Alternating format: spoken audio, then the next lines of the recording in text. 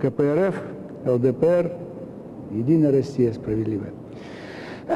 Можно много говорить о внутренней политике, но все заканчивается плохо, когда совершаются ошибки во внешней политике.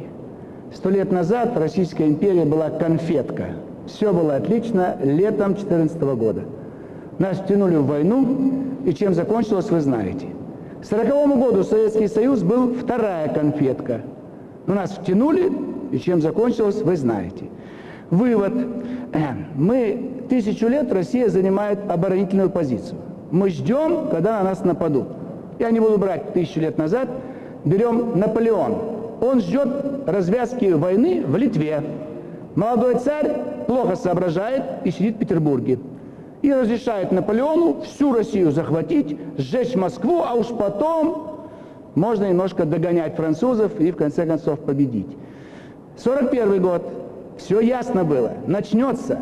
Уже точно начнется. Ну, дайте приказ начать 20 июня и разгромить немцев на территории Польши. Нет, ждем. Страх, неумение, ошибки. Поэтому это очень дорого обходится. Это один момент. Второй момент. Россия расцветала, рождалась и может развиваться только в формате империи. Любая республика, советская, федеративная, народная, демократическая, это губительно. Губительно. Поэтому пока мы не определим форму государства, может быть, даже поставить вопрос о восстановлении империи. Кто нам мешает? У нас же есть, Испания же восстановила монархию, ничего не случилось. Даже понимать формат развития. Вот простой пример, климат. Мне здесь плохо, мне здесь жарко. Мой климат Архангельск, Ленинградская область, даже Воркута. Здесь я задыхаюсь. Что я должен делать? Жить там, где лучше чувствует свой организм. Так и Россия. Она себя плохо чувствует в формате республики, в формате дружбы народов, в формате вариантов либерализм не надо, капитализм не надо, социализм плохо.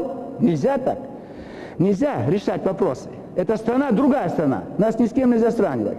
Поэтому начинать мы должны первыми. И у Сталина был план начать раньше и разгромить немцев на территории Польши. Но не хватило ему решимости. Так и генералы предлагали громить Наполеона в Польше. Поэтому вариант развития не может идти в рамках республики, не может идти в рамках вот этой демократии, как у нас. Выборы, партии, профсоюзы, выборы осенью, выборы весной. Какая разница? Они вообще не нужны, эти выборы. Кто кого выберет? Откуда вы знаете, что это за люди? Выбираем вслепую. Разве мы знаем, кого выбираем? Если раньше при советской власти в трудовом коллективе хотя бы знали, кто он такой. Сейчас приходит человек и начинает говорить все, что угодно. Кто его знает? Никто. Поэтому это выборы профанация, придуманная на Западе. Разыграть. Там одна партия. Но для видимости вот выходит от демократической, от республиканской. Во всей Западной Европе одна партия. Но разыгрывают спектакль перед своими избирателями. А нам зачем спектакль разыгрывать? Нам нужна мощь. Наша экономика может быть только милитаризованной. Вот если у нас пройдет милитаризация всей экономики, если мы снова нашу армию подведем к западным границам, я не говорю воевать, чтобы она стояла здесь. Она стоит за Уралом, где-то на юге, вот сюда всю поставить армию. Миллионная, 2 миллионов, они трусливые, они боятся, их нужно брать испугом, кнутом, мы пряником. Нате наш бюджет, 10 лет бюджет уходил туда, на запад. Надо, там выгодно, Кудрин объяснял нам, что там выгодно. А теперь что? Теперь нам по морде бьет, нашими же деньгами. В этом никакой выгоды нет, туда деньги отправлять. Или здесь заниматься только торговлей. Торгует вся страна. Вот сейчас начинаем, может быть, строить заводы. Поэтому милитаризация, мобилизация, жесткая пропаганда, день и ночь, чтобы они боялись. Я однажды сказал одну фразу финнам. Через 2 недели бюджет военной Финляндии был увеличен на 30%. Одна моя фраза. И на 30% увеличивается бюджет. Если мы поставим пропаганду так, что мы их разорим, чтобы они боялись, что танки двигаются на Киев, танки могут дойти до Брюсселя, можем за сутки вас оккупировать, захватить, уничтожить. Мы должны объявить, что у нас есть новое оружие. Их ракетные системы нам совершенно ни к чему. Они нам не угрожают. Надо испытывать новое оружие. Поэтому вы же должны понять, что план «Барбаросса-2» подписан. И мы ждем 22 июня? Нет. Теперь мы должны начать 20 июня. Как и где, это решают военные, генеральный штаб, все остальные. Но надо понять, наконец, в каком мире они смеются над нами, они издеваются, русский язык запрещают по всему миру. И что они делают сегодня? Значит, вот, убивают русских. Вот сидите вы и смотрите, мы их гоним как беженцев и еще не пустим к вам как беженцев. И будем расстреливать их, будем казнить их, родильные дома будем бомбить, больницы. А вот гуманитарную помощь направляете. Это что, Россия? Чтобы царь направил гуманитарную помощь сербам 100 лет назад. Он армию направил. Это была ошибка, но армия пошла. Если бы не большевики, наша армия стала в Берлине бы в 18 году. Теперь мы, современная Россия, мы наконец совершаем правильные шаги. Первые начинаем. Но куда мы прем? В Афганистан. Это наши союзники, мусульманский мир. Еще одна ошибка России. Мы все время шли на Запад. На Западе нет у нас ни друзей, ни союзников. Надо идти на юг, но идти с миром, как союзники. И единственное правильное, что сделал Ленин, первые договора о дружбе: Афганистан, Иран, Турция. Все. Все остальные империалисты. В 2001 году, Владимир Владимирович, когда была атака на Нью-Йорк, вы позвали нас в Кремль, лидеров партии, фракций. Вы спросили, что делать. Все сказали вам лезть под Буша, кроме меня. Я вам сказал проявить солидарность с мусульманским миром, сказать им, что не бойтесь, вас никто не будет бомбить, Россия с вами. Я это единственное сказал, и стенограмма есть в Кремле.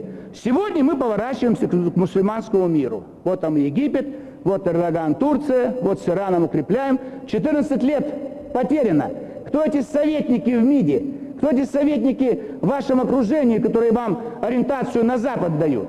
Я пришел, Чубайс, там глава администрации. Вот давай, с Ираном отличная сделка, деньги. Нет, нет, нет, мы заработаем с американцами, мы будем помогать с ними сотрудничать в космосе. Ну, да сотрудничались в космосе. Чубайс враг, до сих пор он министр. Это чудовищно. Как он может быть министром?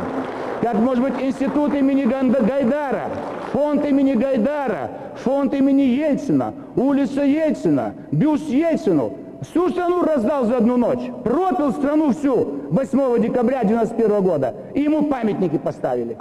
Вы должны знать, мы не можем жить под этим флагом бело-красно-синим. Это флаг торговый, это флаг Власова, флаг Керенского. Нам нужен черно-желто-белый флаг Российской империи.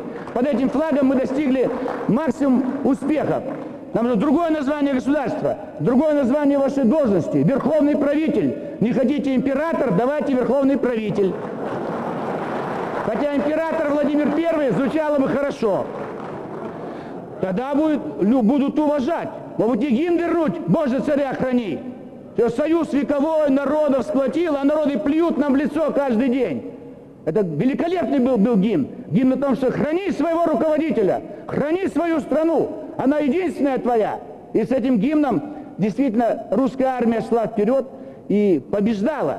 Поэтому сегодня в Афганистан мы вошли с армией, этого не надо было делать. То есть мы начали проводить при Брежневе наступательную политику.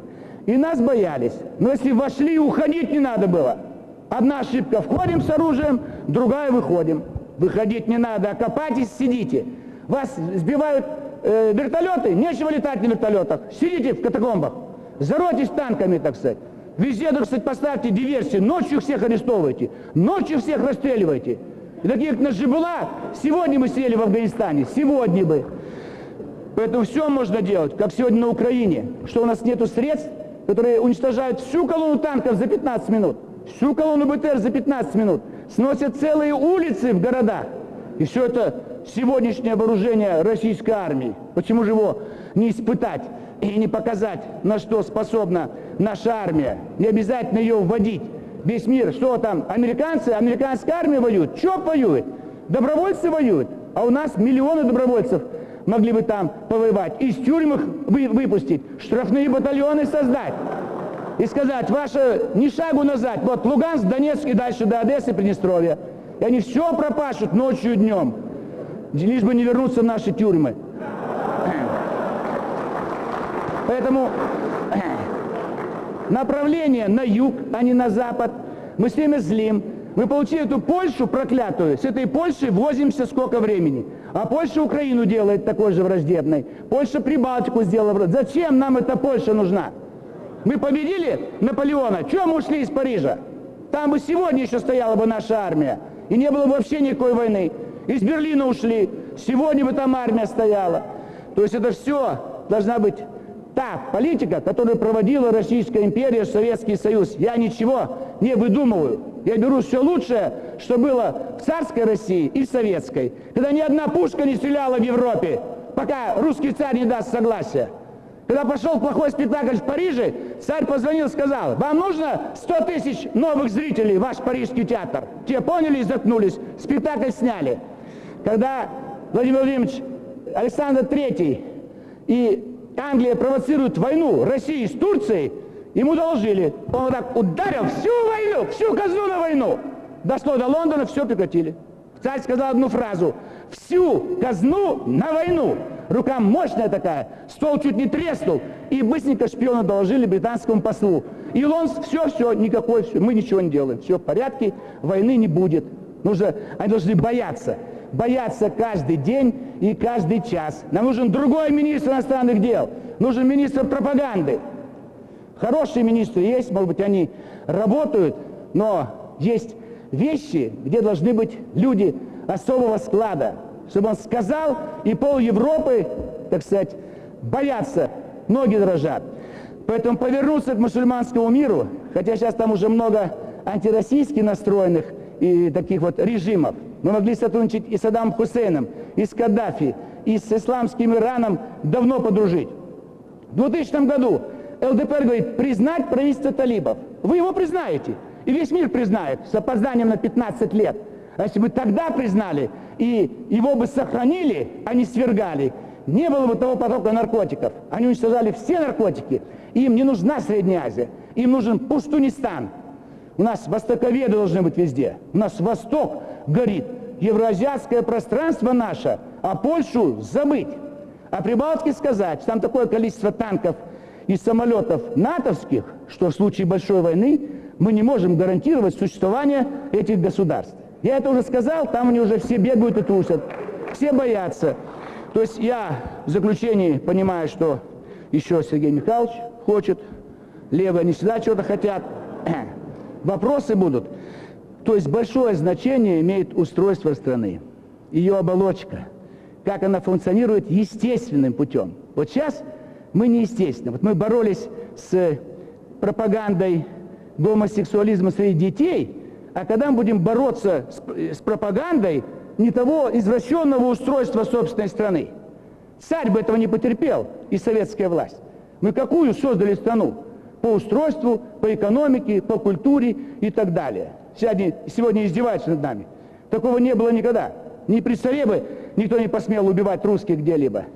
Ни при советской власти, так сказать. Они же всего не уважали, боялись.